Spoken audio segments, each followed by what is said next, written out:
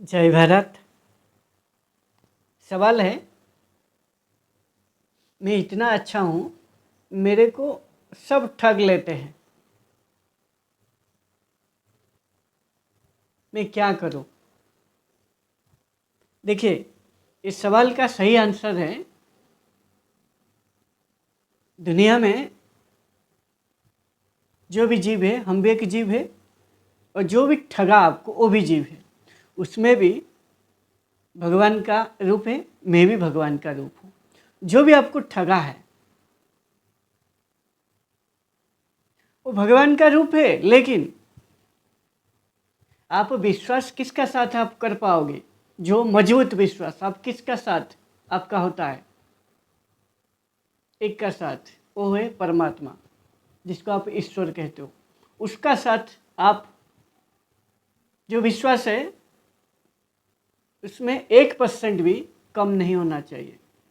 उसको छोड़ के दुनिया में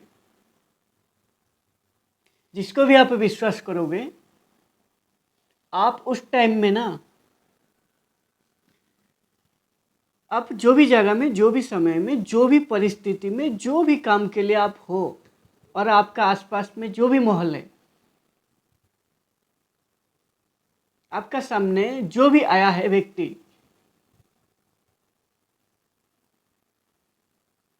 वो भी भगवान का अंश है, आप भी भगवान का अंश हो। यदि आपको ठग लेता है, ये आपका गलती है। विश्वास आप उसी का ऊपर करो, आंख बंद करके, वो भगवान है, उसको छोड़ के, और बाकी जिसका भी ऊपर आप विश्वास करोगे उसको आप विश्वास करने का टाइम आप उसको परखना है।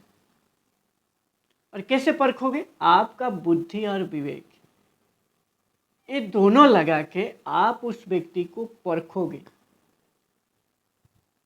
यदि आप सोचोगे वो भी भगवान है, भगवान का अंश है, मैं भी भगवान का अंश हूँ, वो मेरे को कैसे ठगेगा, आंख बंद करके ऐसे विश्वास कर लोगे, तो फिर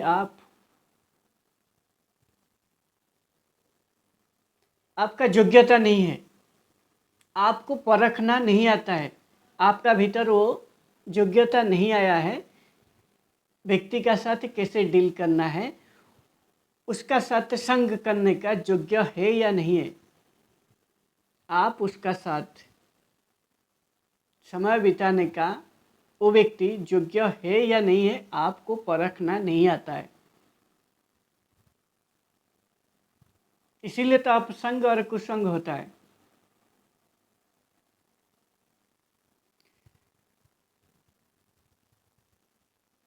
और आपको परखना आना चाहिए। आप जैसे कोई मार्केट में आप जब जाते हो, जब आप कोई चीज़ खरीद कर लाते हो, आप बारीकी से उधर पूछताछ करके उस सामान को देख के बारीकी से लेके आते हो। लेकिन आप जब दूसरा व्यक्ति आपका सामने आया, उसको आप उसी तरह परखना है, इसका साथ संग करना योग्य है या अयोग्य है। और उस टाइम में आपका बुद्धि और विवेक लगा के आप उसको परखोगे।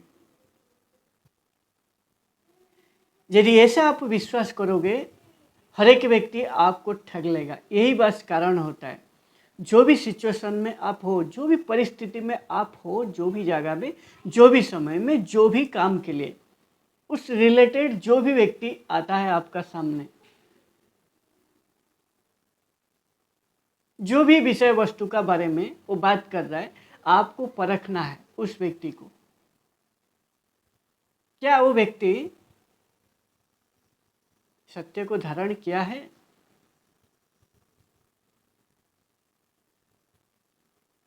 या झूठ का सहारे में, या वो झूठा है, आपको परखना है।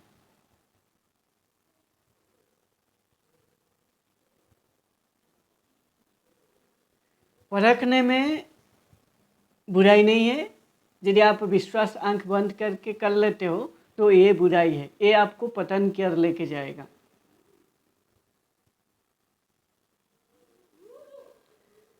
आप बुद्धिमान नहीं हो, आप इतना ज्ञानी नहीं हो, आप मूर्ख, आपको गिनती हो जाओगे।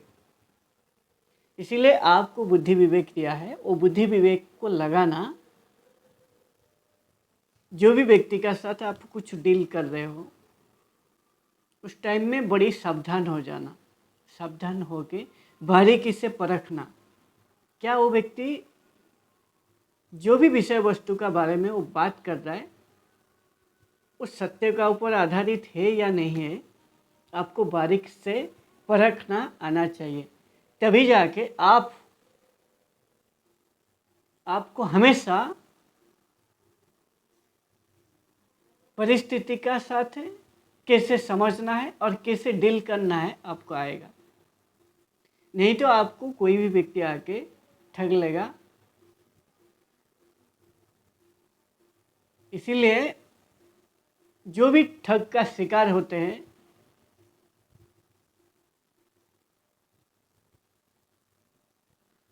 वो बहुत ही जल्दी विश्वास कर लेते हैं। विश्वास करने से पहले वो विश्वास करने की योग्य है या नहीं है आपको परखना है।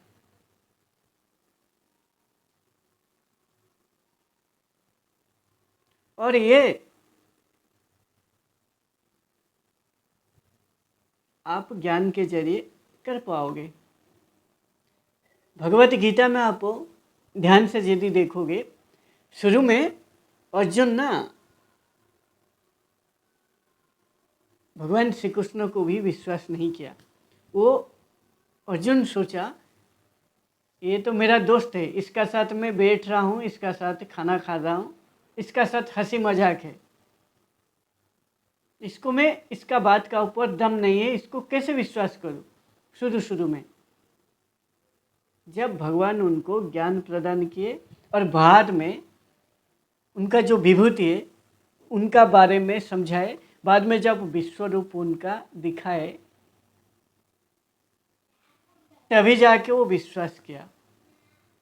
असल में वो जो समझ रहा था असल में वो नहीं है। इसीलिए आप यदि परख नहीं पाते हो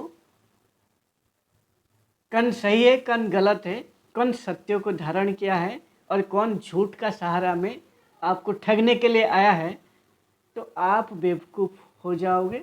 यानी आपका भीतर बुद्धि और विवेक नहीं है, आप परिस्थिति को समझ नहीं पाते हो।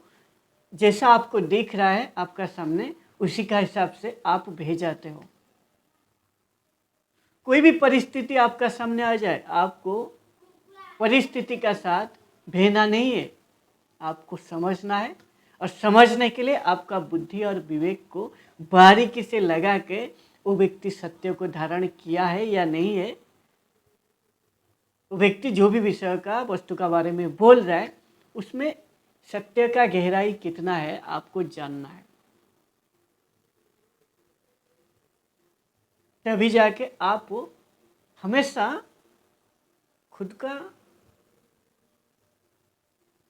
जो व्यक्तित्व है उसमें हानि नहीं आएगा। यानी आप एक बुद्धिमान व्यक्ति हो, आप एक समझदार व्यक्ति हो, आप एक ज्ञानी व्यक्ति हो, दूसरे को समझने की क्षमता आपका भीतर है। और जो दूसरे को समझने की क्षमता रखता है वो कभी भी जिंदगी में ठगी का शिकार नहीं होगा। ये छोटा सा बात है लेकिन ये आपका जीवन में बहुत ही गहराई से आपका साथ हर वक्त जुड़ा रहेगा, क्योंकि हर व्यक्ति में कुछ ना कुछ बुद्धि और ज्ञान होता है और उसको यदि वो सही से लगाएगा, सिचुएशन को, परिस्थिति को परखने के लिए, व्यक्ति को परखने के लिए उसका बुद्धि और विवेक को लगा के, तभी वो ठगी का शिकार नहीं होगा।